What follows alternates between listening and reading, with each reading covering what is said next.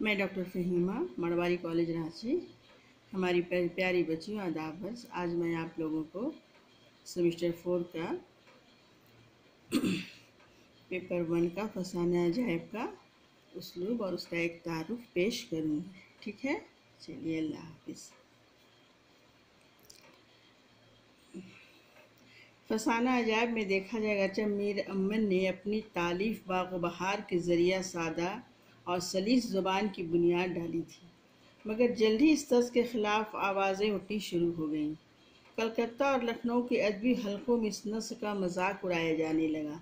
उर्दू की कदीम तर्ज निगारिशी को लोग पसंदीदगी की निगाह से देखने लगे। खुद दहली वालों ने भी मीर अमन के इस तर्ज निगारिश की मुखालफत की। ऐसे वक्त में रजब अली बेग सरूर की तसनीफ़ फसाना अजायब ख़ास अहमियत अख्तियार कर गई। यह एक मखसूस जहनियत की तर्जुमान है। फसाना अजायब में आबूर तकल्लुफ़ मुजस्सा और मुक़फ़ा इबारत की मीनाकारी है।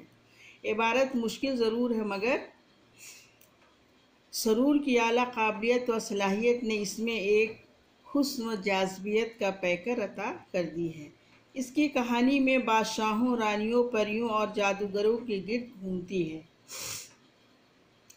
पस मंज़र में लखनऊ के ही दौर की ज़िंदगी नुमाया है। ये किताब एक समाजी अहमियत भी रखती है, क्योंकि इसके ज़रिया नवाबों के रहन सहन, खाने पीने के तरीक़े और माशरती आदाब मालूम होते हैं। फसाना अजायब की खुसूसियात दर्ज झैल हैं।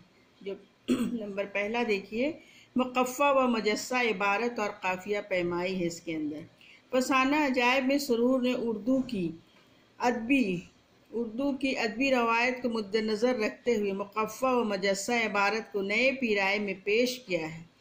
वह इन्हीं का मलका है कि नस्र में नज़्म का लुत्फ़ पैदा कर दिया है। मुक़फ़ा व मुजस्सा इबारत रंगीन बयानी और काफ़िया पैमाई इस किताब का ख़ासा है।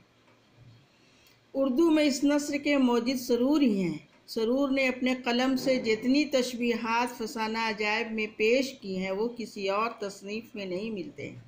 सरूर को चूँकि फ़ारसी व अरबी ज़ुबान में अच्छी इस्तेदाद हासिल थी, इसलिए उन्होंने फ़ारसी व अरबी की सर्फ़, नहू, तशबीह व इस्तिआरात व इस्तिलाहात वग़ैरह को भी बेहतर तौर से इस्तेमाल किया है।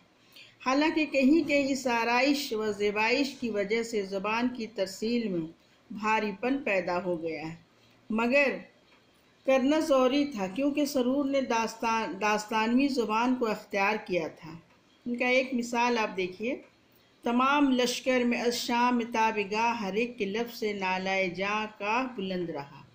जिस वक्त माह दम सर्द भरता नकाब स्याह रूबे ताबा पर गम ज़दा मगरिब की तरफ रवां हुआ, और आफताब जिगर सोख्ता मशरिक़ से निकल कर खंदके आह बेकसा का निशाना हुआ। एक तीर व तार आया, आदमी खौफज़दा होने लगा।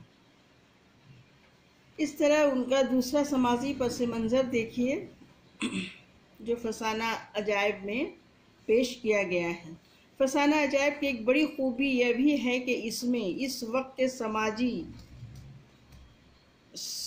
समाजी कारकुन और समाज का पूरा अक्स उभर कर सामने आ जाता है। सरूर ने लखनऊ के माहौल में तालीम और तरबियत पाई और वहाँ के हालात से मुतासिर हुए और वही अहवाल व कफ़ाए फसाना अजायब में पेश कर दिया है। लखनऊ का समाजी रहन सहन, वहाँ के ख़यालात व अफ़कार सब इस तसनीफ़ में मौजूद हैं। मसलन ज़ैल की मुख्तसर इबारत से हम अंदाज़ा लगा सकते हैं कि इस ज़माने में लोगों के अक़ायद और मजहबी ख़यालात क्या थे। शहज़ादा जाने आलम साहरा के जाल में फंस चुका है। इसने जाने आलम को नीम पत्थर का बना दिया है। काफ़िला में सब परेशान है। इस परेशानी पर यह कहा जाता है, ज़रा गौर फरमाइएगा। कोई कहती थी कि हमारा लश्कर इस बला से निकलेगा तो मुश्किल कुशा का घड़ा दूधों से भर दूंगी। कोई बोली, मैं सह माही के रोज़े रखूंगी, कुंडे भरूंगी, खिलाऊंगी, दूध के कूजे बच्चों को पिलाऊंगी। किसी ने कहा, अगर मैं जीती छठी जनाब अब्बास की दरगाह में जाऊंगी, सकाए सकीना का अलम चढ़ाऊंगी, चहार सब्ज़ी कुर्ते नज़र हुसैन सबील पिलाऊंगी। इस तरह लोगों ने अपने ख्यालात का इजहार किया। इसकी तीसरी अहम खुसूसियत यह है کہ اس کے پلاٹ میں تناسب، ہم آہنگی، سلاست اور روانی ہے۔ عبارت کی مشکلات پلاٹ واقعات کے نظم میں کوئی رکاوٹ نہیں پیدا کرتی۔ اس کہانی کے کردار بادشاہ، بیگمات، شہزادہ، فقیر، جادوگر اور طوطا وغیرہ ہیں۔ کردار نگاری میں سرور کو کمال حاصل ہے۔ داستان کا مخصوص کردار طوطا ہے جس کے گرد ساری کہانی رقص کرتی ہے۔ بیگمات کے کردار کو بھی پیش کرنے میں کمال فن کا ثبوت دیا گیا ہے۔ حسن آرا ملکہ مہر نگار جان عالم مرکزی کردار ہیں۔ ان کرداروں کی پیشکش میں سرور ایک ماہر نفسیات کی طرح قلم اٹھاتے ہیں اور کرداروں کی زبانی وہ باتیں کہلواتے ہیں جو ان کے کرداروں کے مناسب ہیں۔ مختصر یہ کہ فسانہ عجائب میں زبان و ادب، ماحول، پلاٹ، کردار، واقعات، منظر نگاری سبھی عمدہ ہیں۔